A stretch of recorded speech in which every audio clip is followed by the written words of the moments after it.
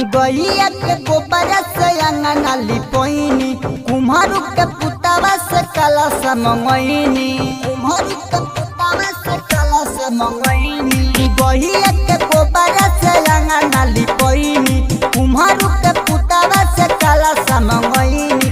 पहिले पानी तैयारिया मयरिया हो ए राजा हो, जाई के बजरिया से चुनरिया लई हो ए राजा हो, जाई के बजरिया से चुनरिया लई हो ए राजा हो, जाई के बजरिया से चुनरिया लई हो।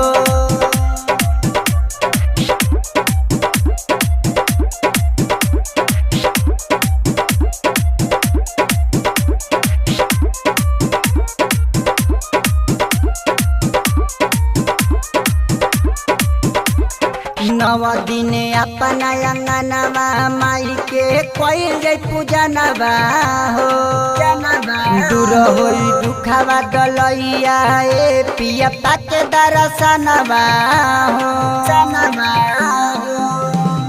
नव दिन अपना अंगनवा माई के कोई पूजनवा हो, दूर होई दुखवा दलैया ए पिया पाके दर्शनवा हो।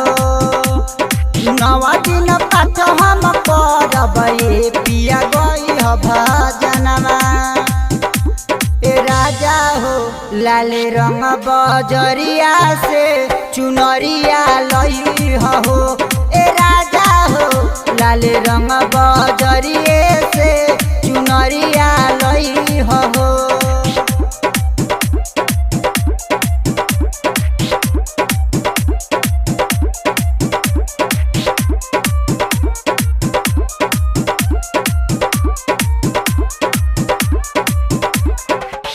छत पान के पतैया जनी तू भूलई है सोया, राइटर सुखारी के संग में ले आई हमी ठैया, छत पान के पतैया जनी तू भूलई है सोया, राइटर सुखारी के संग में ले आई हमी ठैया। जितेंद्र राज से लाल रहुलावा मंगई हो ए राजा हो, जाई के बजरिया से चुनरिया लई हो ए राजा हो, जाई के बजरिया से चुनरिया लई हो।